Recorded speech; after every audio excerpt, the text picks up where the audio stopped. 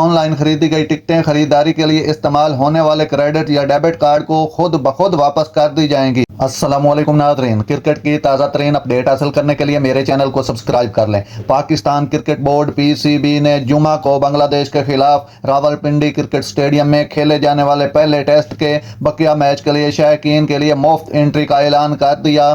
Pakistan cricket board نے Rawalpindi cricket stadium میں پاکستان اور بنگلہ دیش کے درمیان پہلے ٹیسٹ میچ کے بقیہ دنوں چوتھے اور پانچویں کے لیے تماشائیوں کے لیے مفت داخلے کا اعلان کر دیا۔ PCB نے ایک پریسر میں کہا، یہ فیصلہ اختتام ہفتہ کو مد نظر رکھتے ہوئے کیا گیا تھا، جس سے خاندانوں اور طلباء کو زیادہ سے زیادہ تعداد میں اپنے کرکٹ کے ستاروں کی حمایت کرنے اور دونوں فریقوں کے درمیان کارروائی کا مشاہدہ کرنے کی اجازت ملے گی۔ جاری 2 میچوں کی test series ICC world test championship 2023-25 کا حصہ ہے۔